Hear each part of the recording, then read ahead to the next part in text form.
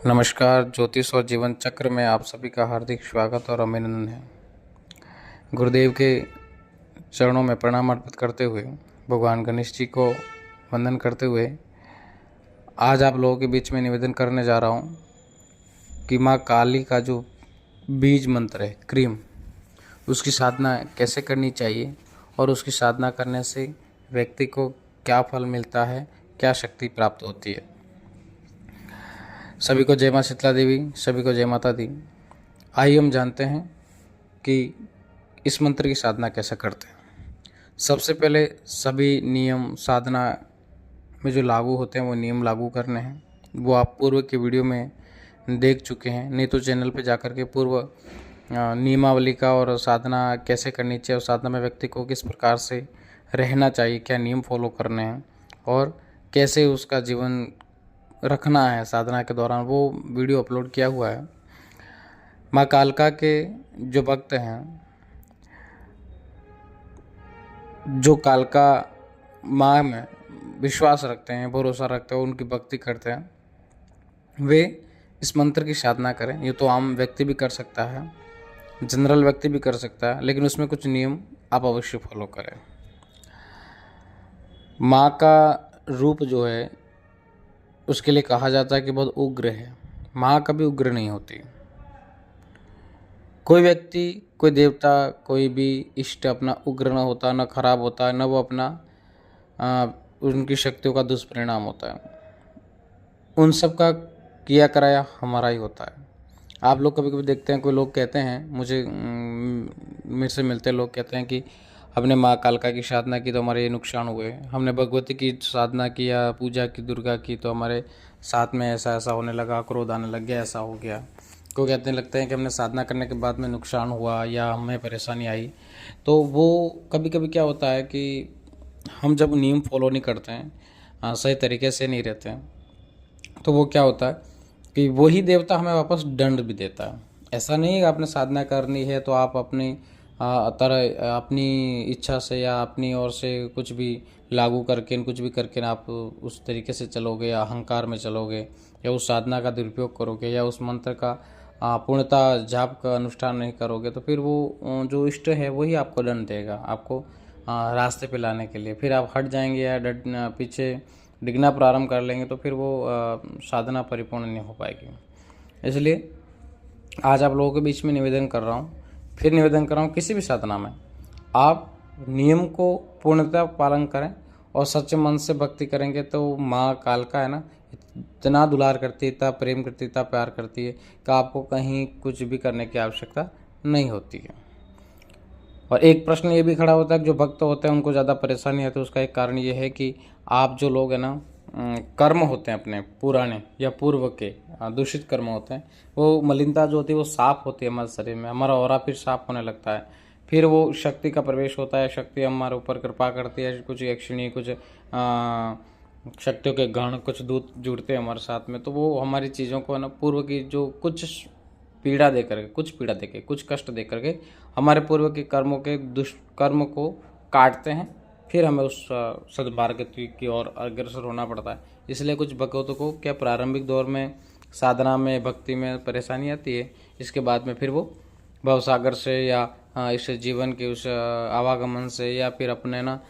जो दुख है उससे पार उतरने लगते हैं। आइए हम जानते हैं,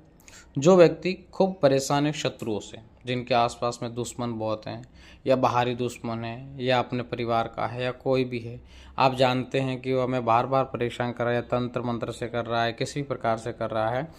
तो माँ काली का क्रीम बीज जो है उसका जप करने से आपके शत्रु का दमन होता है। एक बात है। दूसरा ये कि आप जिस साधना को कर रहे हैं, आप जिस पूजा को कर रहे हैं, आप जिस भक्ति कर रहे हैं, उसमें क्या होता है कि आपको शत्रु का सामना भी करना पड़ेगा। आप अच्छा काम कर रहे हैं तो आपके शत्रु बन जाएंगे। एक आप जनरली किसी चीज़ को सोच के देखें, अगर आप अच्छा काम कर रहे हैं, किसी का भला कर रहे हैं या नाम कमा रहे हैं या बहुत पैसा कमा रहे हैं या आगे बढ़ रहे हैं, तो भी आपके स्वतः ही आप किसी दुश्मनी नहीं है, फिर भी शत्रु बन जाएंगे प्रत्यक्ष अप्रत्यक्ष रूप से। तो आपको क्या करना है, शत्रु से बहुत परेशान हो गए हैं, खूब जगह दिखा लिया, खूब जगह परेशान हो गए, खूब जो टोन टोटके भी करा लिए, फिर भी शत्रु या तो तंत्र वार करता है या मारण क्रिया करता है, कोई भूत प्रेत भेज देता है, तो आपको क्या करना है कि माँ भगवती का सिमरन करना है और क्रीम बीज का जाप करना है। विशेष पर्व में या काल में आप करते हैं, जैसे नवरात्रि है, अभी गुप्त नवरात्रि चल रही है, आप इसका अनुष्ठान संकल्प लेकर के उठा करके जप करें, तो आपको शत्रु से धीरे धीरे निजात मिल जाएगी। जो आपके दुश्मन हैं वो भी आपसे मित्रवत व्यवहार करने लग जाएंगे या वो शांत हो जाएंगे। आपका जो अहित सोचते थे, आपका बुरा सोचते थे, वो लोग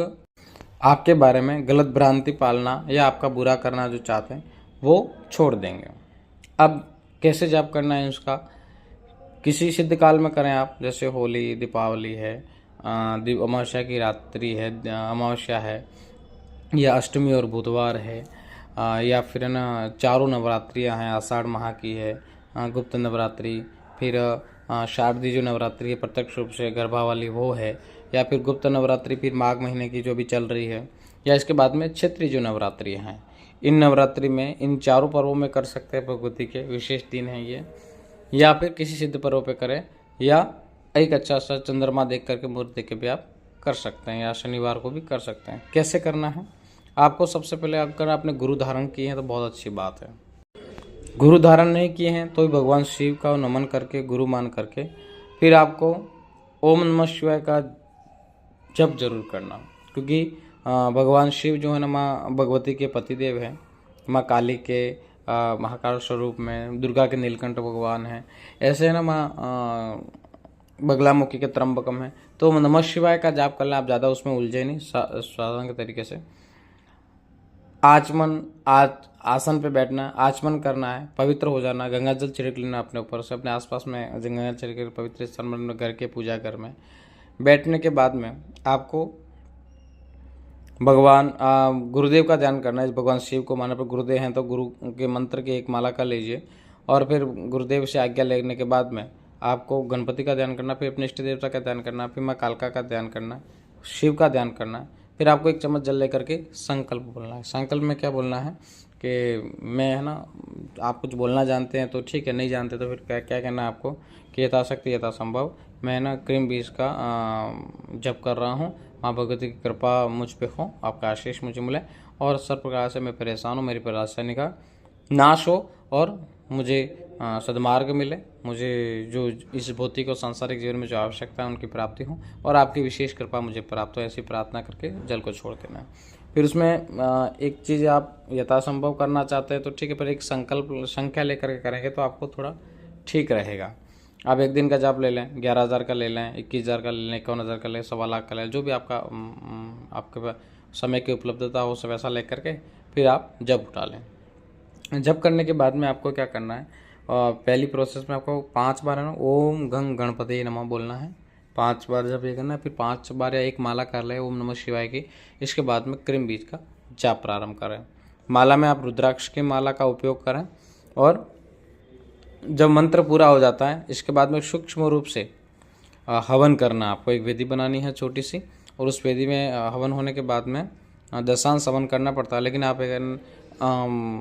यथासंभव उसमें कुछ उस हवन उस मंत्र की आहुति दे देंगे। एक वेदी बना करके थोड़ा सा घी ले लेवे, और तिल धान यानी कि जो चावल है ना होते हैं वो धान ले ले, और हवन की उस सामग्री बाज़ार से मिल जाती है वो ले ले, और मीठा पान ले लेवें 2, और फिर थोड़ी मिश्री ले लेवें, और ये करके और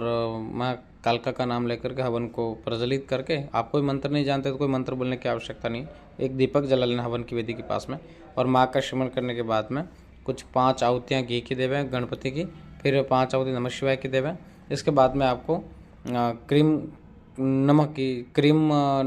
सॉरी नमः नहीं बोलना, क्रीम मंत्र की आहुति देनी है 108। इसके बाद में 11 लौंग के जोड़े की आहुति देनी है माँ को, और इसके बाद में पान का भोग देना माँ को, और हलवा भी बना सकते हैं आप, मीठा हलवा बना करके माँ को भोग अर्पित कर देना हवन में थोड़ा सा। ये आप कर्म करें। फिर 1 चम्मच जल लेंगे लास्ट में। जलने के बाद जो है ना मैंने यथाशक्ति माँ से प्रार्थना की, मैंने यथाशक्ति जितना मैं अज्ञानी हूँ जैसा ही मुझे बन पाया, मुझे इतना विवेक और शक्ति और बुद्धि थी उतनी मैं आपकी सेवा के योग्य तो नहीं हूँ, लेकिन जितना भी वैसा मैंने जप कर्म किया है मुझ पर कृपा कर ये जप स्वीकार करें, ऐसा करके माँ कालिका को अर्पण कर देना, फिर प्रणाम कर लेना। इस तरह से आप करेंगे। ये संख्या में जब उठा करके आप करेंगे, साल में 1-2 बार कर लें, तो आपको शत्रु का खात्मा हो जाएगा, यानी कि शत्रु शांत हो जाएंगे और आप पर माँ भगवती की कृपा हो जाएगी। फिर मिलते हैं अपन नए वीडियो के साथ में। सभी को जय माता दी। धन्यवाद।